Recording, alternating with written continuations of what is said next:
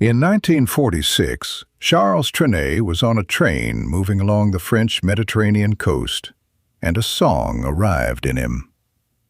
This is the way Trenet described it later, not as composition in the laborious sense, not as the careful construction of melody and lyric over days and weeks, but as arrival, the song coming to him whole, or nearly whole, in the time the train took between one station and the next, while the Mediterranean coastline moved past the windows of the compartment, and the light on the sea did what the light on that sea does in the afternoon, which is the specific thing that the song he was writing was trying to name. He wrote it on whatever paper he had available. The staff lines were sketched by hand. The words formed as the melody did, the two things arriving together the way they do when a song is working the way songs are supposed to work. Not one element in service to the other, but both elements discovering each other in the same motion. He was not laboring over it, he was receiving it. The train moved, the coast moved past the windows, the song arrived. What he wrote on that train was La Mer, a song about the sea, and about being in love with the sea, and about the specific quality of the French Mediterranean in the light of a particular afternoon, and about the relationship between a person and a landscape so intimate that the landscape becomes a kind of presence. A song about the sea that is also a song about the feeling the sea produces, the specific lightness, the specific joy, the specific sense of scale and beauty and the smallness of a human being in front of something that large and that indifferent to human scale. The song was simple, the melody was not difficult, the language was not literary or complicated. There was nothing in it that required explanation or effort from the listener. It arrived, when it arrived, as the simplest possible statement of the thing it was about. Simple things that are completely right are the hardest things in the world to make. When Edith Piaf heard it for the first time, at some point in the period after it was recorded and released, in some room in the Paris of the mid-1940s, through a radio or a record player or in a live performance, she listened to it through to the end, and then she said 3 words. This is the story of those 3 words. But first, you have to understand what the song was, and what it meant that she, specifically she, was the one who heard it and felt the need to say something. This is the second re-hook, because the question it opens is what Piaf heard in La Mer that produced those 3 words. What she recognized in it that was worth naming. She had spent her career in territory that La Mer did not occupy. She was the voice of the city, the streets, the specific gravity of Parisian experience at its most concentrated. The sea was not her material. Joy of the uncomplicated outdoor kind was not her material. Trenet had found something in a railway carriage that was not anywhere in the emotional landscape Piaf's career had been built on. And yet she heard it, and she felt the need to name what it was. This is the second payoff, and it says something specific about what Piaf understood about the craft of her tradition that has nothing to do with the emotional territory she worked in. A great song is a great song, whether it is about the sea, or about a lost lover, or about a street in Paris at night. The quality that makes a chanson last, the quality that moves it out of the category of pleasant and into the category of necessary, is a quality that operates independently of the emotional territory. It is a quality of rightness, the sense that the song has arrived at the exact statement it was reaching for, that nothing is surplus and nothing is missing, that the melody and the words and the feeling they produce are in perfect alignment. Trenet had found this on the train. He had found it with a song about the sea, about sunlight and salt water, and the specific joy of being in the presence of something beautiful and indifferent. And the rightness was audible to anyone who heard it. She heard it. She recognized the rightness. She was a woman who had spent 15 years finding this quality in the opposite territory, and she could hear it in Trenet's territory because the quality itself is the same regardless of where it lives. She listened to the song through to the end. The room, whatever room it was, wherever she heard it for the first time, was quiet after it finished. And then she said 3 words. The 3 words were, "Il a trouvé." He found it. Not, "What a beautiful song," not, "How wonderful," not the language of professional appreciation or the language of polite response to a colleague's work. She said, "He found it." The specific it, the thing that a song is looking for when it is working, the thing that makes a chanson permanent rather than temporary, the quality she had been reaching for in every song she had ever recorded and had found, when she found it, in the territory of grief and longing and the Paris street. He found it in a train carriage, about the sea, in the afternoon, and it was the same it that she had always been reaching for, arrived at from a completely different direction. Charles Trenet was not an unexpected figure in the French chanson world of the 1940s. He had been performing and recording since the mid-1930s, since roughly the same period that Piaf had been building her own career in the cabarets and music halls of Paris.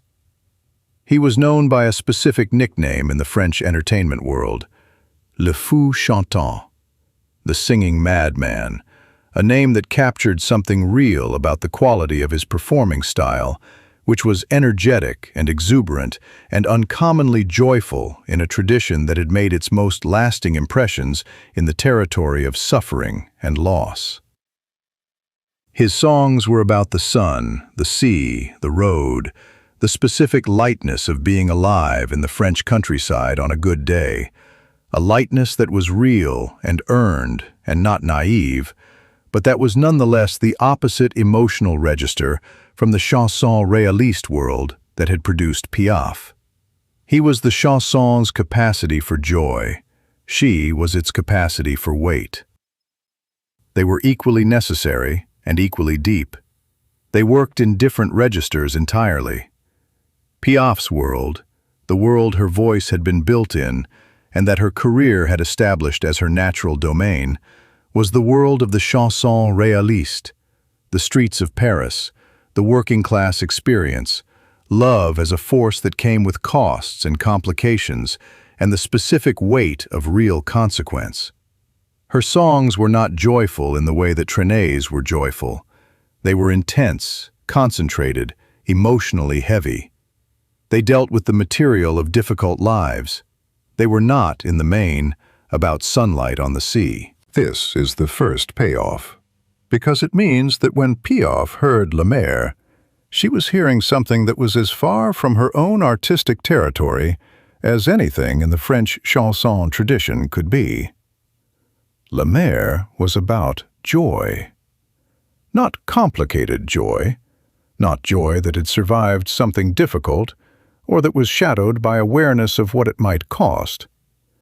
The uncomplicated joy of being in front of the sea on an afternoon when the sea was the most beautiful thing available to look at, and the feeling that produces, and the specific way that feeling lifts a person outside the ordinary weight of being a person for the duration of the experience.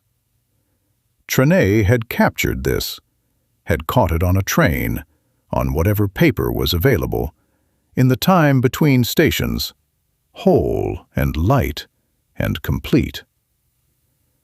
But here is what nobody mentions. Piaf had been trained by her entire career to live in the opposite of this territory. She was the voice of Paris streets and lost lovers and the weight of experience. Joy of this specific, unguarded, uncomplicated kind was not her natural material. And yet, when she heard the song, she felt compelled to say something. Not in the way that a professional registers a colleague's work, not with the polished language of industry appreciation. She said something specific.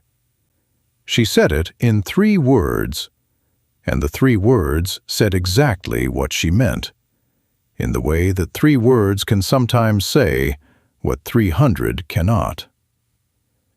She had spent her career in the dark interior rooms of human experience, and this song was light and open air and the sea.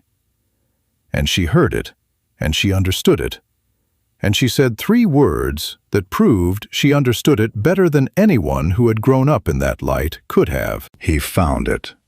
3 words from a woman who had spent 15 years looking for the same thing in a different place, and who recognized its arrival in Trenet's work with the precision of someone who knew exactly what she was talking about. What she was saying was, Trenet had done the hardest thing. He had arrived at simplicity that was completely right.